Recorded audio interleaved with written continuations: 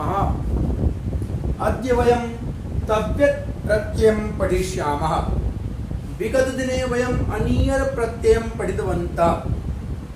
तव्यत् और अनियर दोनों के अर्थ समान होते हैं, केवल दोनों के रूप अलग अलग बनते हैं। चाहिए, जैसे हम किसी को कुछ उपदेश देते हैं सार्वजनिक स्थान पर, तो ऐसा नहीं हम बोल सकते हैं कि तुम योग करो, नहीं, आप योग करो, नहीं, आपको योग करना चाहिए।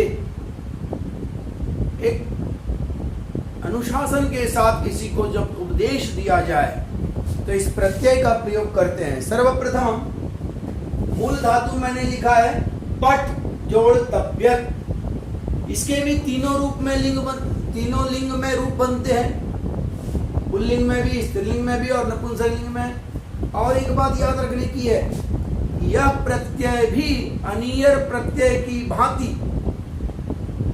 कर्मवाच्य में प्रयोग होता है। कर्मवाच्य अर्थात क्रिया, ये सब जो रूप बने हैं ये कर्म के अनुसार चलेगा। कर्म यदि पुल्लिंग है तो यह भी पुल्लिंग में प्रयोग होगा, कर्म स्त्रीलिंग है तो स्त्रीलिंग प्रयोग, नपुंसकलिंग है तो नपुंसकलिंग, और कर्ता में तृतीया विभक्ति।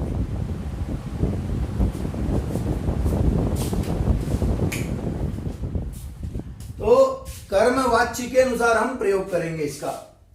सबसे पहले इसको देखिए, पठ जोड़ तव्यत्, पठितव्यः, पठितव्या, पठितव्यम्।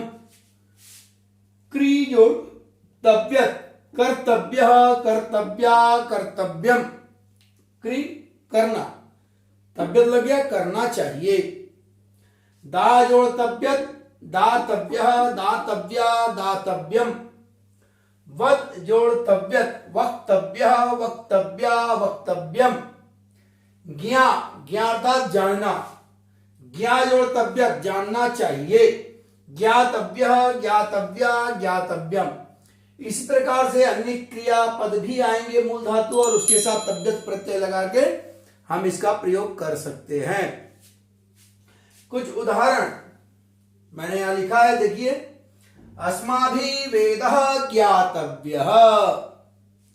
यहां वेदः पुल्लिंग शब्द है, इसलिए ज्ञातव्यः।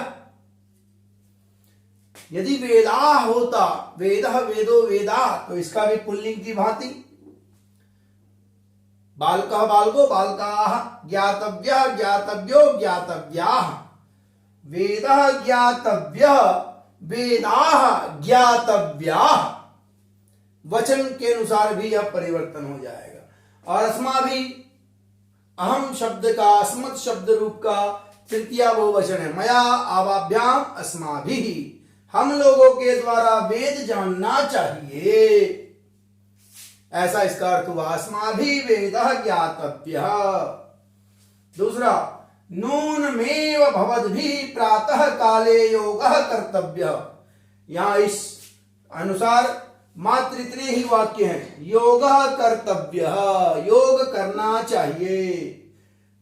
भवद्भिः, भवत शब्द का तृतीया बहुवचन, भवता भवद्भ्याम भवद्भिः, आप लोगों के द्वारा योगः कर्तव्यः, योग करना चाहिए।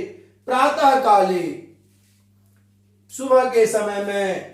नूनम एव, ये अव्यय पद है। नूनम अर्थात अवश्य, एव अर्थात ही, अवश्य ही आप लोगों के द्वारा सुबह योग करना चाहिए। यहां देखिए तृतीया बहुवचन लग गया कर्ता में, आप लोगों के द्वारा। नीचे आइए, योग पुल्लिंग शब्द है, इसीलिए कर्तव्य। अब देखिए यहां, शेक्सपियर महोदयस्य पुस्तकम, पुस्तकम, मम पुस्तकम, भवतः पुस्तकम, अभिषेकस्य पुस्तकम, शेक्सपियर महोदयस्य पुस्तकम, सर्वैः पठितव्यम। पुस्तकम पठितव्यम, पुस्तकम नपुंसकलिंग है, इसलिए यहां पठितव्यम। यहां पठितव्या या पठितव्य नहीं हुआ, क्योंकि पुस्तकम नपुंसकलिंग है। सर्वेण सर्वाभ्याम सर्वैः, सबों के द्वारा शेक्सपियर महोदय की पुस्तक पढ़नी चाहिए। आगे आइए, सर्वदा सत्यम वक्तव्यम। यहां कर्ता नहीं है, सब्जेक्ट या नहीं है, सत्यम वक्तव्यम, सत्य बोलना चाहिए। सर्वदा, हमेशा, हमेशा सत्य बोलना चाहिए। सत्यम या नपुंसकलिंग शब्द है, इसलिए वक्तव्यम बोलना चाहिए।